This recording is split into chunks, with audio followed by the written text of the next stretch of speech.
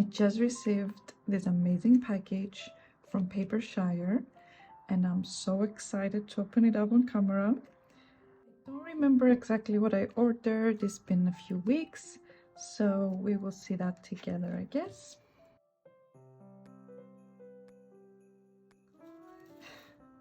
That is so cute. Papershire. I'll just take it out. Oh wow. This is beautiful. The quality is so wonderful. This is going to be perfect for a daily to-do list and maybe even as a shopping list as well. This is so beautiful and the illustration here is so cute. I love this. These are the stickers, but first let's take a look at this. Mushrooms. I love mushrooms. I'm obsessed. This is so beautiful. Wow, that is just really beautiful to look at. I'm not sure what to do with these cards. They're so pretty. I don't want them to go to waste. I also received this one from the Coffee Monsters Co. And they're just so pretty. I don't know what to do with them, how to showcase them. Should I put them up on the wall? Like, I don't know. Do you have any ideas on how I can use this? Like, really looking for ideas on how to use this, because I don't want them to go in a box and never be seen again. So if there was like a way to display them, that would be really nice. And these are the stickers. Oh my gosh. They're from England as well, so that's really nice.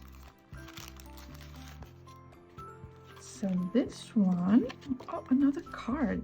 I am not sure if I ordered this. I think this is just a freebie. Yeah, this is a freebie. And again, I don't know what to do with this. Like, what do you do with cards like this? I'm not sure. So I would really love to find a way to display this. So yeah, let's go to the stickers. Oh my god, these are perfect. Oh, I got so many. I love that. Okay, so I got these, which are like note stickers. These are always useful when I want to remember something specific and I want to put it in a frame. So these are very nice. Very, very nice.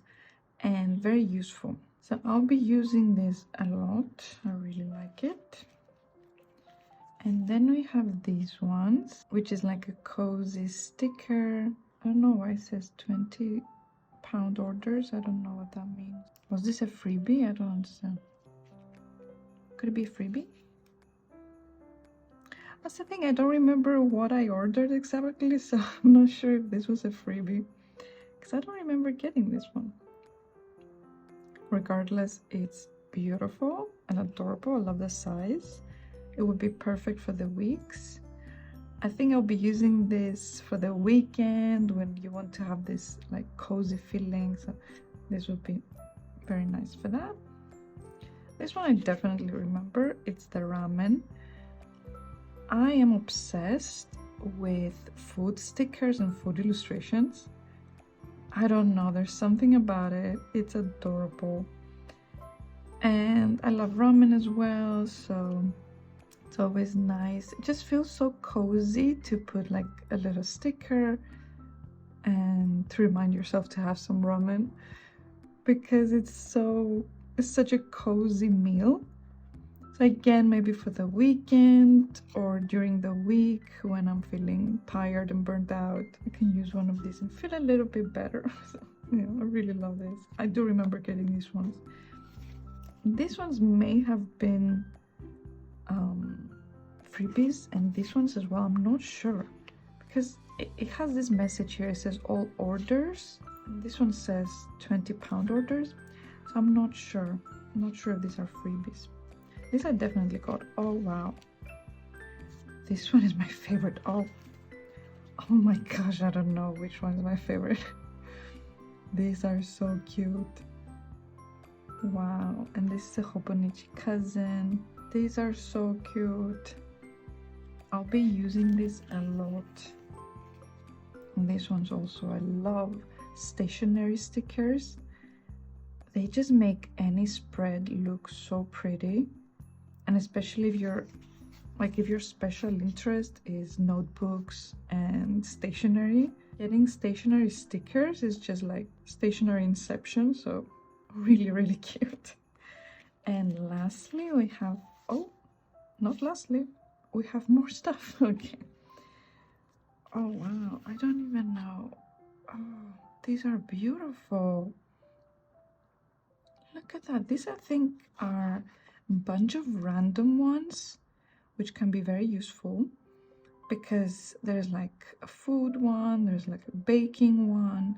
So for different activities I can use this. Oh, this one is so cute. Look at that, the rice cooker. Oh wow, I love this. This little character is adorable. Very nice. And this one's, yeah, way more functional. I hope they can fit for the weeks. I'm not sure if it's specifically for the weeks. I think it's more for Hobonichi cousin. But I think I can make it work. Maybe I can put them horizontally. I mean vertically. I always get those two confused. So I can use this vertically if it doesn't fit horizontally. But these are lovely. And the colors are really nice because they match the rest of the stickers. And these as well. So this will be perfect for the weeks. I will be setting up, not this week because I already set up this week with Coffee Monsters Co. This one. So next week I'll be setting it up with Papershire. These are just like my all-time favorites, like obviously Coffee Monsters Co. and Papershire. I don't know, they are just the aesthetic that I love and I can't wait to use them here. Also, if you have any ideas for this, would love to hear ideas to how to use these, because I don't want them to go to waste or be in a box for 1,000 years. I really want to display them somehow. Maybe I could have an album, I'm not sure. How do you use this? Like I'm looking for ideas here. So yeah. Next up, I'll be setting up next week and see how I can use this to make a really beautiful spread.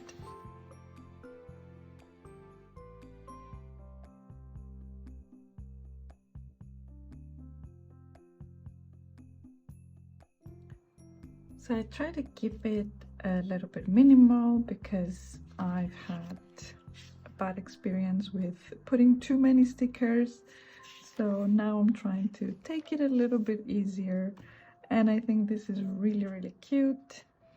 Also, obviously on this week I will be adding more as I go and as they are needed. For example, I haven't added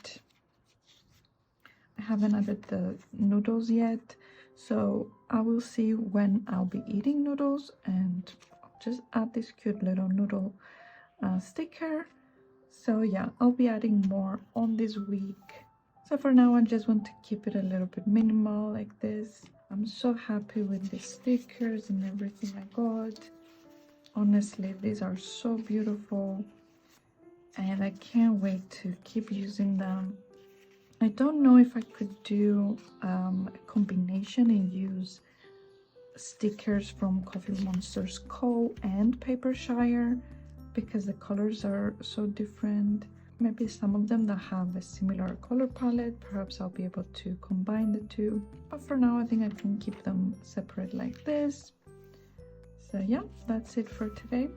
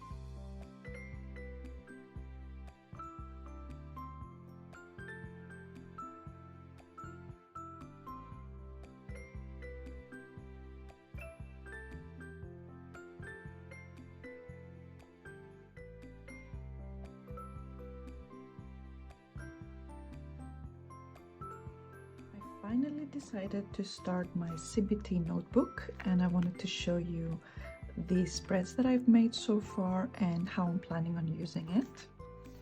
Obviously, CBT is so useful when you have negative thoughts and you want to improve your thought pattern and in general to program your brain in a way that is helpful and not ruining your day and ruining your life. So CBT obviously is very important for that, and it helps to restructure the way you think by using this very simple method. So I really wanted to show how I set it up in order for this to be more realistic and easier to use every day. So the first page, we have the keys. So I have just some shapes here that I'm using. I put them on the corner of the page so I know exactly which category that page is.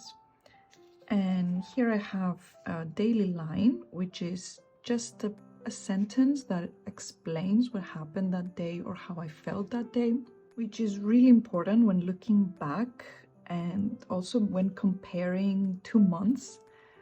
I found that very, very useful because on this day, for example, in December, I felt depressed and today I feel great. So it's so useful to see like how did I feel those previous months and how does that compare to this day and what has changed, and sort of tracking that and being able to gather some data on yourself basically. So since I'm starting this today, I started from the 11th of February. So this will be for the one-liners. I try to keep it as short as possible because when I come back to it, I want to immediately be able to understand what happened that day with just 2 or 3 words. And this is mainly for how I felt. So this is about my mood status, let's say, or if something really important happened or really different happened that would sort of explain something. For example, if on the 19th I was out of the house the whole day, that means I haven't gotten anything done from my daily routine or my daily habits. So that would kind of explain if the next day I'm in a bad mood or in a good mood. So just big events that sort of explain what happened that day or explain my emotions and mood of the day or the week even. So this is the first page. This is going to happen every month, and this is really useful for quickly jotting down what happened and how I felt that day and comparing with the next few months. This one is another list again that's starting today, and it's the daily positives. So the daily positives are sort of like a gratitude log, let's say. So it could be something that I'm grateful for, or it could be just a positive thing that happened that day, or a fun thing, or something that made me feel good. And that's again to keep a track of what happened that day. And when you look back to it, you get to remember the positive things. That can make you smile sometimes. If it's like something really nice and positive that made you happy, you remember that feeling. So when you're having worse days, I guess you can go back and see, okay, on this day, I saw a cute puppy and that was adorable. And that sort of triggers that memory. And that's really useful to have. And also it helps you to practice positive thinking. I know that positive thinking has sort of been associated with toxic positivity lately, but this is not like that. This is not forcing positivity onto us.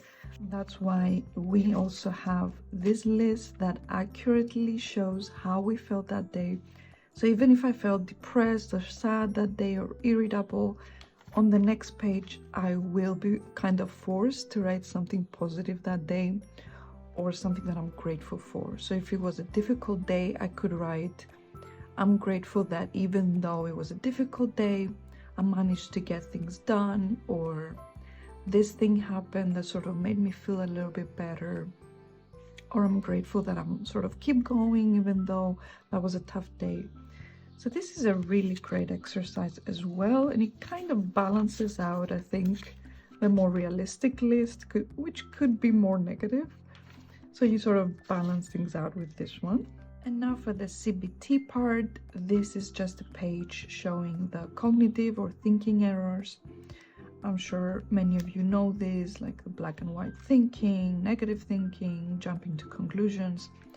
So this is a list that you go back to when you're trying to recognize which of these thinking errors did I use in a specific situation, or which one didn't come to mind immediately.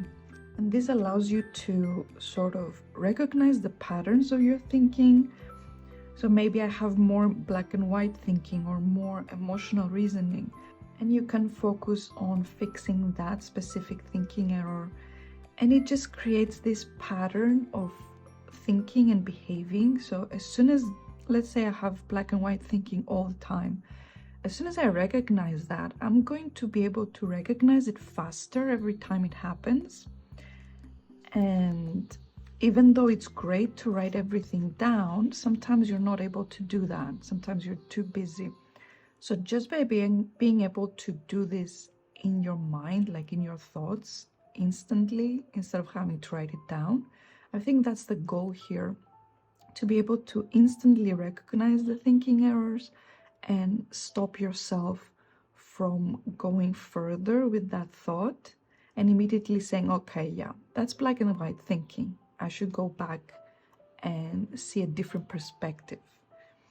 So I think that is the goal of CBT here, to be able to do this automatically and replace those negative automatic thoughts. So the thinking errors are a list of automatic thoughts and patterns of thought that we have. And the next page here is the actual form, CBT form, that you answer in a way. These are not questions, but titles that you answer every time in order to recognize the thinking pattern and to correct it as well. This is the form that you fill in every single day or every time something happens. I intend to use this every day, so I'm probably going to go ahead and fill in a few more of these. I think I'll be doing this weekly, so I don't have to every day do the form. And if I have this ready, it's just so much easier during the week to come in and write everything down. And this is how the form goes basically. So we have the date. Important to know dates. That's why the reason we keep track of the dates is to understand the pattern. It's really important to understand the pattern, because then you can connect several incidents at the same time. So for example, if something bad happens in the beginning of the week, that would kind of explain a bad mood for the rest of the week. And that sort of gives you a reasoning and a realistic scenario. So that works as proof that, you know what, your life is not horrible. It's just the fact that that thing happened and that kind of ruined your day or ruined your week. And you sort of give evidence to yourself that life is not so bad. It's just that sometimes bad things happen. And it might sound silly and very simplified, but sometimes our brain doesn't remember. Like, you wake up in a bad mood and you don't know why. You don't understand why you're in a bad mood. But keeping track, you can go back and say, oh, that's why. That's why I was in a bad mood. That makes total sense. And that sort of makes you feel better, because there is a reason behind it. You understand that it's going to go away. It's not going to stay. It's not going to stick, because it was just an event, and time kind of heals everything, right? So by understanding this, it helps you to move on. So the form is very simple. You put the date, you write the situation or event, like what happened that day that actually caused these feelings or emotions or caused a certain behavior, right? Then you write how you felt about it, your automatic thoughts, and that is the thinking errors right here. So you go back and see what was my automatic thought and which category sort of fits better. Here you write the evidence to support your automatic thinking, let's say, and then the evidence against that automatic thinking. and that cognitive error. So this list will also help you with the evidence against those thoughts. And then you write a more realistic scenario. So you look at reality and say, okay, this is not an accurate way of thinking because of this evidence and because the realistic scenario is this. And then the outcome is more about how did this form help you and how do you feel about it. After you write the realistic scenario, I think everything changes inside and you really shift the way that you think.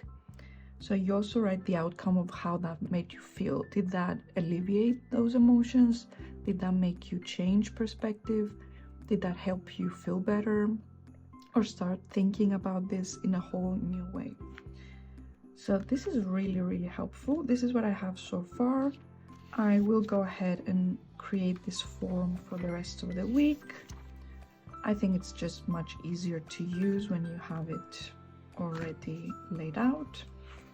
And I really can't wait to start using this, and I'm really hoping I can stay consistent in this. I do have trouble staying consistent, and sometimes I tend to spread to a lot of notebooks. I know that's a universal problem in this community, and sometimes I just forget to sort of go back to those notebooks. But this one is just so important. Like, mental health is everything. The way we think is everything, really. Because as my therapist said, obviously, the way you think will affect the way you behave. And I think that what we are trying to do with planning is to affect the way we behave, because we want to get certain things done, but we are not able to. That's why we're using planning. But planning so far for me has not been everything that I wanted it to be, because I have so many thinking errors that are stopping me from doing things. So for example, black and white thinking. If I don't do an illustration perfectly, I don't want to do it at all, for example, or it's horrible, or it's the worst. So that can keep you back from actually doing things. So I think that even though planning is wonderful, it helps you keep track of everything, helps you set goals, I feel that if you have thinking errors, you will always find that obstacle, and you need to get over it in order to be able to use planning more effectively. So I think this is really useful for everybody, and let me know if you do this, and I would love to hear your stories and how this has affected you as well. And I think these tiny little notebooks are perfect for this one because it's such a unique project. I wouldn't want to put it in my journal or my planner. I feel that I kind of need the space here. I hope this inspires you to try CBT if you haven't tried it before, and let me know your thoughts down below.